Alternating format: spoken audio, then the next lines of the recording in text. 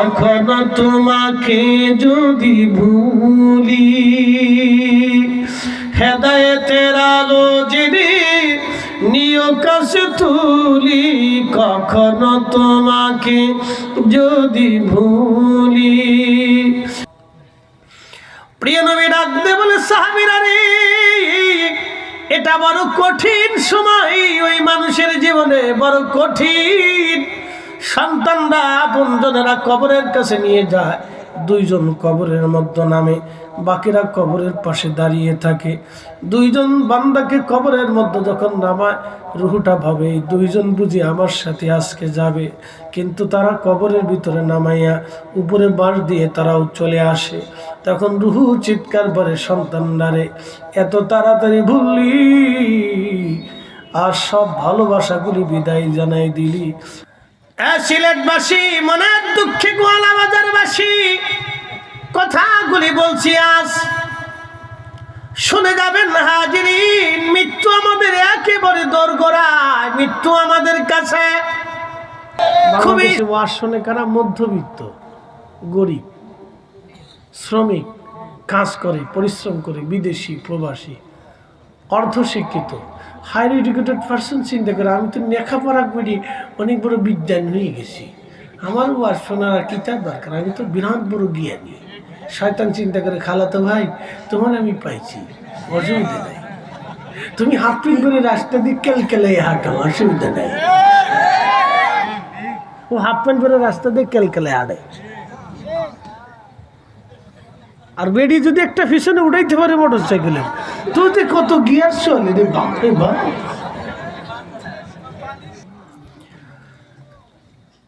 মোকাম পাড়াবাসী, মাটি হানির মুসলমান, কথাগুলি শুনতে যদিও খারাপ শোনা যাবে, কিন্তু বাস্তবতার নিরিখে বলতেছি, যাদের ওয়াজ শোনার দরকার তারা শোনে না, যারা ওয়াজে বসার দরকার তারা বসে না।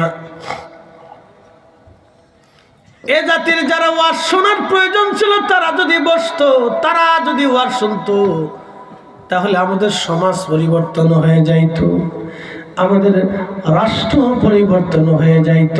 কথা বলেন না কেন, ঠিক কিনা? একটারও মরণের ভয় নাই, একটারও মরণের ভয় নাই। কাদের মরণের ভয় আপনি দেখাবেন? যারা কানার টাকা মেরে খায়, অন্ধের টাকা মেরে খায়, বোবার টাকা মেরে খায়, পথ শিশু, এতিম, দুস্থদের টাকা যারা মেরে খায়, ওদের কলিজা এমনি তো পুষে গেছে, ওদের আত্মা এমনি তো ধ্বংস হয়ে গেছে, ওদের আত্মা এমনি তো শয়তানে পেশাব করেছে, ওদের আত্মা শয়তানে পেশাব করছে।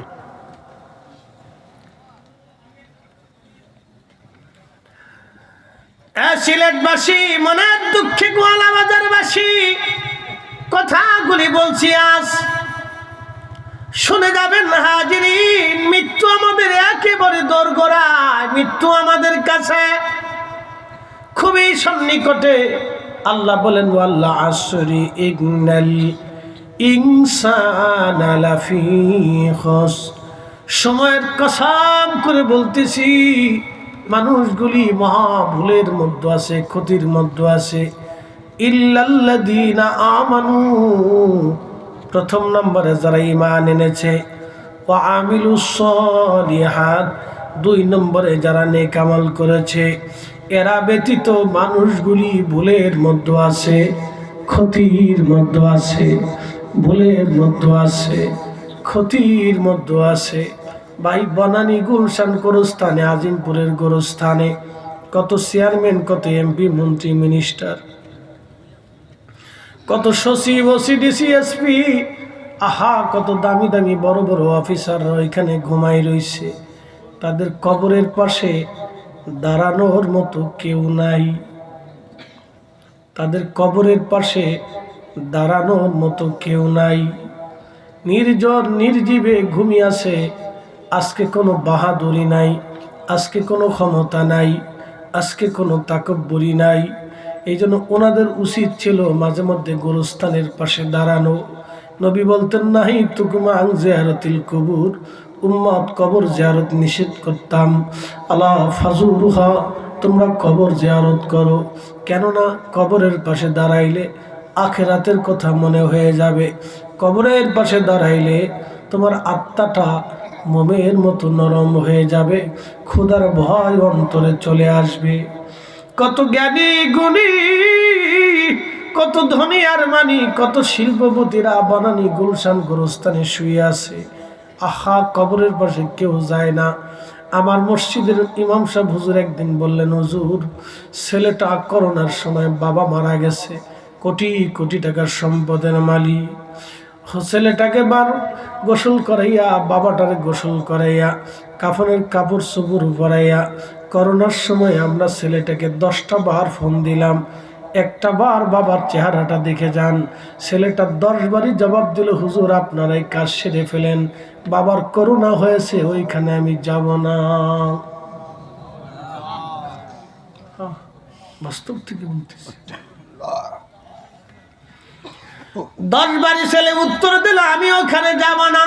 করোনার সময় কত ধনী মারা গেছে, আদরের দুলাল বাবাকে দেখতেও যায় নাই।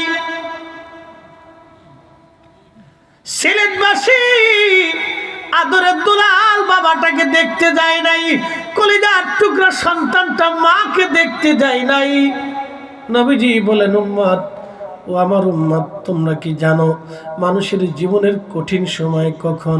আম্মাজান আয়েশা বলেন, আল্লাহ রাসূলুহু আলাম, জুর কখন আল্লাহ এবং তার নবী ভালো জানে। আল্লাহ জানে, নবী জানে, আল্লাহ জানে, নবী জানে, আল্লাহ জানে, নবী জানে। আম্মাজান আয়েশাকে নবী বলেন, আয়েশা রে, যখন আল্লাহর বান্দাটাকে খাটিয়াই করে কবরের দিকে নিয়ে যাওয়া হয়, তখন রুহু চিৎকার মেরে কাঁদে, সন্তানরা রে, আর একটু কি দেরি করলা না? আমার এত তাড়াতাড়ি আমার বাসস্থান থেকে বিদায় দিচ্ছ অজানা পথে, এক দুর্গম রাস্তাতে আমি একা হয়ে পড়ব। সন্তানরা রে, এতদিনের ভালোবাসা কি অল্পতেই আজ ছেড়ে দিলা? সাহাবীরা রে, কি আর করার আছে, বান্দাকে তো কবরে দিতেই হবে। আহা, মানুষ মারা যাওয়ার 24 ঘন্টা পরে পায়খানার রাস্তা দিয়ে তার পোকা আসে, দুর্গন্ধ ছড়ায়া যায়, সারা শরীরে দুর্গন্ধ ছড়ায়।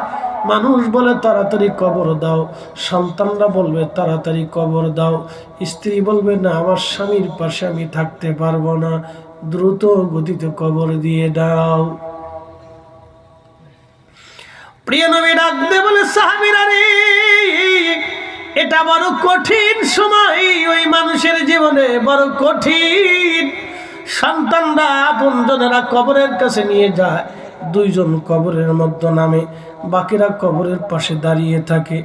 2 জন বান্দাকে কবরের মধ্যে যখন নামায়, রুহুটা ভাবে এই 2 জন বুঝি আমার সাথে আজকে যাবে, কিন্তু তারা কবরের ভিতরে নামাইয়া উপরে বাঁশ দিয়ে তারাও চলে আসে।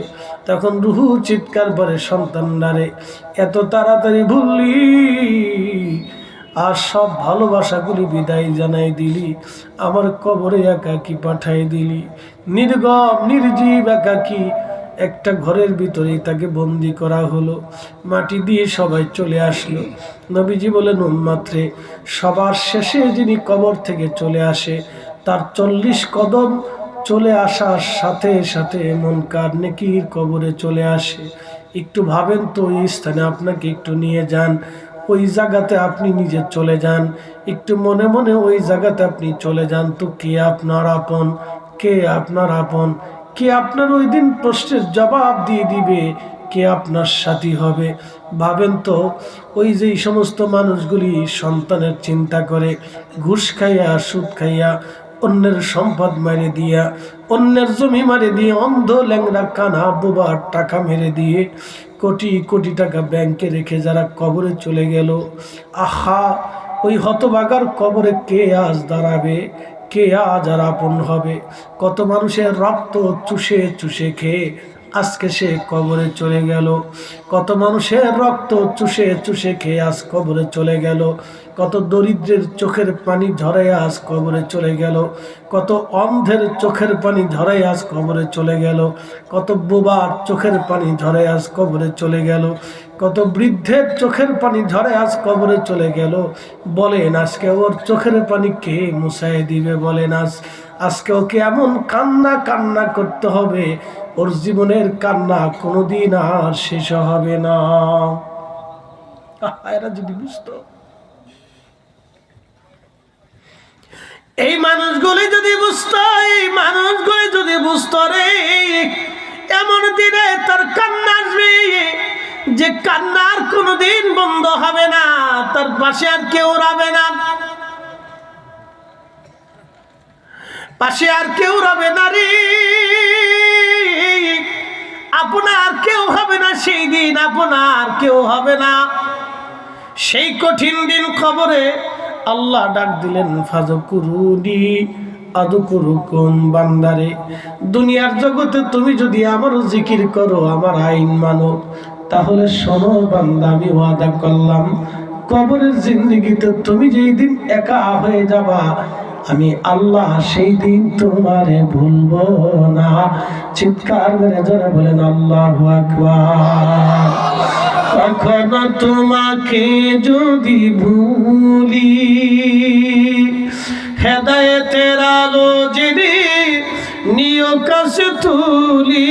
কখনো তোমাকে যদি ভুলি, হেদায়েতের আলো জেনে নিও কাছে তুলি। ঠাই দিও প্রিয়তম অগণহিয়ান, তুমি রহমান, তুমি মেহেরবান। অন্ধ গাহে না শুধু তোমারি গুণগান, অন্ধ গাহে না শুধু তোমারি গুণগান। বুঝেও বুঝে না তবু শান, তুমি রহমান, তুমি মেহেরবান।